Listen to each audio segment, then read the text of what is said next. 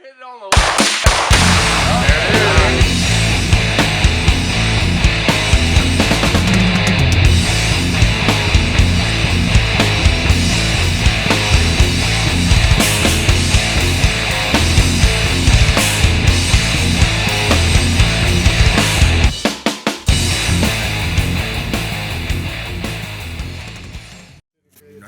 Hi, boys. All right, keep talking, boys. Welcome to the Woods. We've got Bleed the Victim here. They're going to play some music for us, but we're going to talk to them a little bit first. Welcome to the, there's a number of episodes that we have, and this is the next one in sequence, because that's how counting works. So, That's the test run right there. How you guys doing? You We're feeling doing very good? We're doing great. We're doing great, man. We're glad to be out here for sure.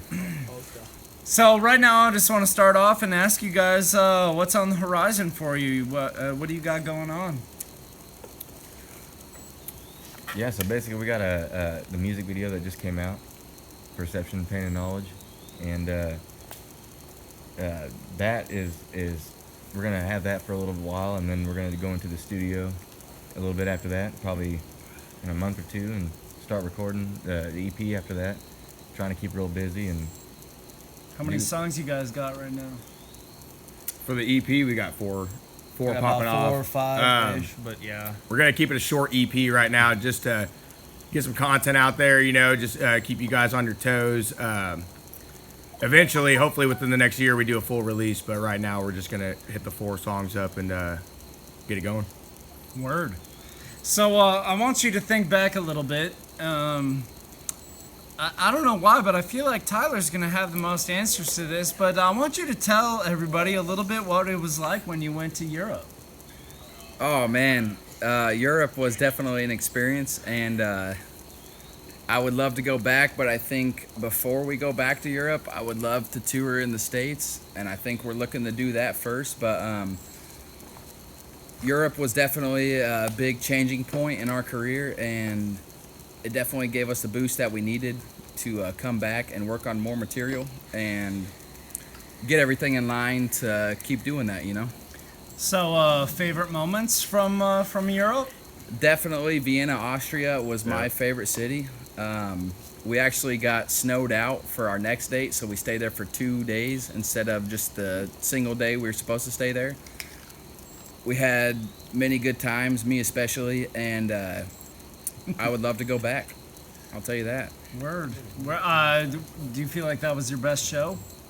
Vienna, it was one of my favorite shows. I think my favorite show was the Satanic Underground. Ooh, yeah. That was In Czech Republic. Yeah. That was definitely my favorite show. What were the crowds like at your shows? Oh, man. Was it pretty? Well, a lot of times since it was a 5-band package, we were the second every night. So, shout out, Meet the Mailman. Meet the Mailman was amazing. We'd love to do some more shit with those guys for sure. But being the second in the fucking 5-band package, we didn't see the biggest crowd that we could have, but every night it seemed, in almost every show, even in America, like even locally, you never know what the turnout's gonna be until you actually get up there and start playing, and then you start seeing the people come in, and it's a good feeling, man. And I think we were definitely thoroughly surprised with the turnout for most shows, especially the Satanic Underground. I think that's why it's my favorite show, is because we did not expect many people at all, and it was just this like a dark, Sunday night dingy Sunday night underground club that we were just like, nobody's gonna be here, and it ended up being like our favorite show. Top to 3. me, at least. Like it was an amazing show. So definitely my favorite show. So in terms of gear, I know when you go over there, you typically use like rented gear. Were you able to get stuff that was similar to what you guys play through at home? I'll let him explain it. It was funny. We rocked a 120 watt EVH 5153. Yeah. Is that what it was? And then Mesa Boogie. Mesa Boogie was a triple or double? dual rectifier. I think Whatever the hell it was missing. It was pumping. There were times that we had to like the power over there is different, so you obviously have to have your connections to make it work. But honestly, it was really good. The first show definitely was a test run. I think I used the mess of the first show, or I tried to, and there was no clean tone input for it. So I think Tyler ended up rocking that one for the rest of the tour, and I used the EVH. But that was a weird thing for me because I'm used to the EVH, and so Alec at that time, I don't think back at home he didn't. I had the 6505, but yeah, it wasn't the well, same. yeah, he. I was used to the 5150, and so coming over there and playing with the Mesa, I've never played with a Mesa Boogie, so like I was not used to it, and it took me a couple shows to get used to it for sure. So it was definitely different, but we got adjusted and started falling into place. I think the drums would be the hardest to get used to, though, for sure, because he's got to do Yeah, way more than what we Did have to. you dig the kit that you use? Yeah, and I'm used to playing because I don't ever know really what setup I want or play on. So I'm setting up 4 pieces, 5 pieces, the double bass with all the toms and everything. So, and it's good because when you go in them situations, most of the time when you go on tour like that, you're going to use somebody else's kit. So it's good to know how to play every kind of set. And it wasn't that bad when it came to it. It was they had like the 5-piece. It was a nice drum set. It was like a Tama Star Classic, I think, an old style. Were the heads in good shape? Yeah, Beat the fuck out of. it was one of those things where they kind of dial it in themselves when they set it up for you, and then when you get up there, you can kind of take your drum key and mess with it a little bit. But overall, like it was pretty much easy to work with, basically for everything, every show. They had the same setup, so. So I know that when you toured in Europe, you had a different bass player, but you've got a new guy now. So introduce yourself. Name's Melvin, but I'm just known as Mushu around here in these areas. And how did your entrance to the band happen?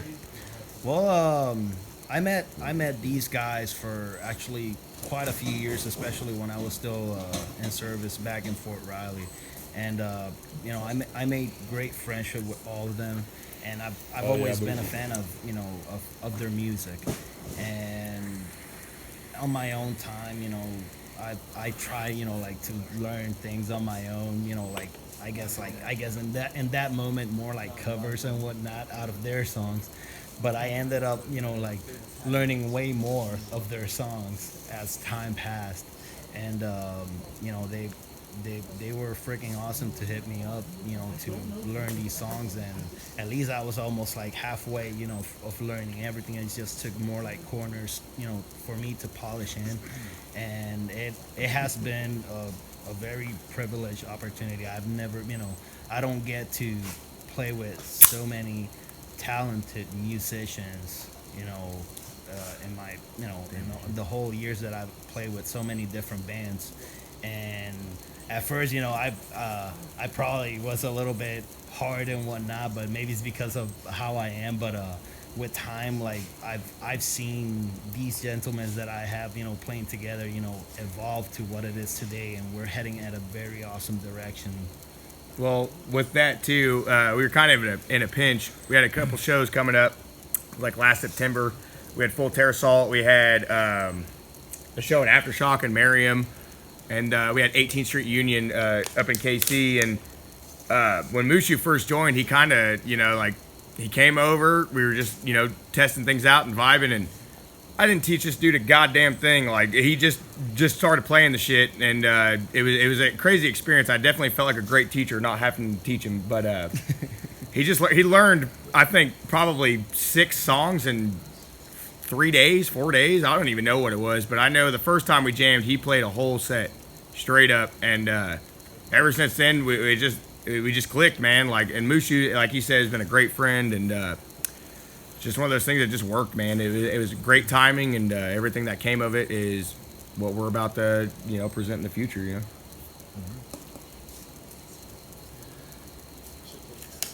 Is there anything else you'd like the people to know? Well, yeah, definitely. We'll be starting to record, sometime soon with Axel Harvey. He plays for Gourmand. He has a studio. We actually, released this music video, this single through him, and we're actually gonna go through him again to record the following EP, and hopefully that will, lead us to more recordings later on. With plannings with tours, whether it be like other releases with other, many other metal bands or venue or promoters. So we're actually looking forward to all the opportunities that can be like granted to us, and we want to keep updating our merch, add more stuff, whether it be hats, koozies, patches. Hopefully the patches will be coming up like sometime later on.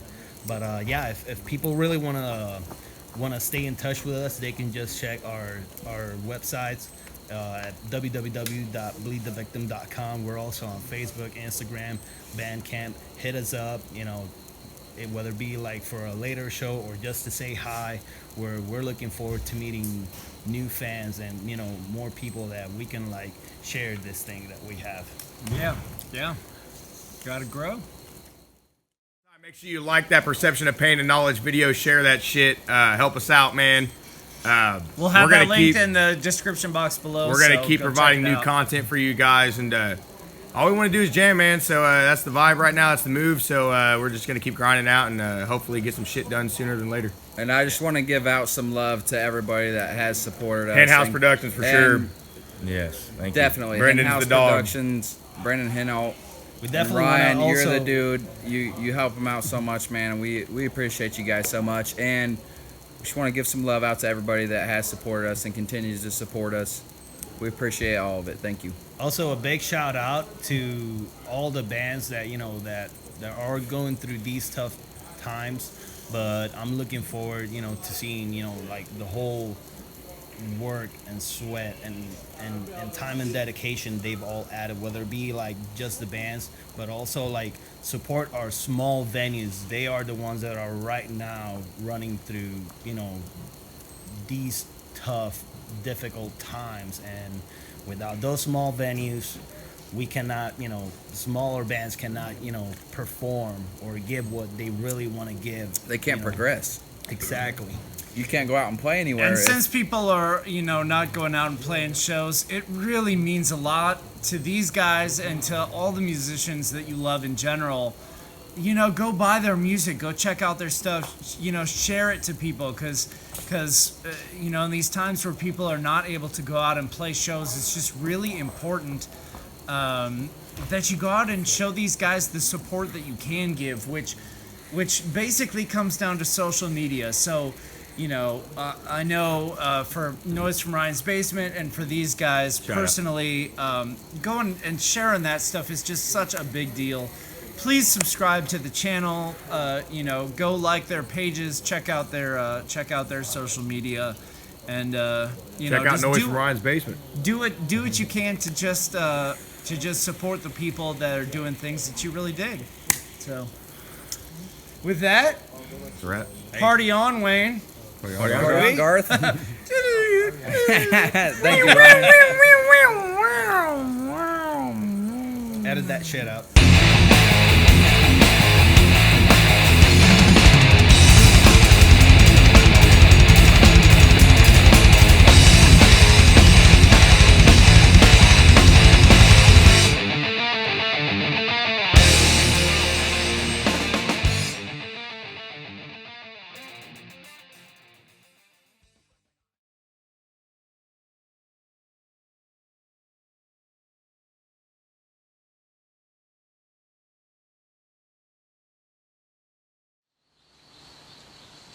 Nick, you're a dumb piece of shit. Oh my god! Hey, turn around! Fuck! Are we taking a video or a picture? Got it. Woo! Circles. Lucian, come on. Widespread, boys, widespread. Get in here. Dying feet is what you're stepping Yo, on my man, toes. be close to the fire, They're gonna bro. get that on the video. What happened? Oh, yeah. Oh, what a shit. No, we're still badass, boys. Hey,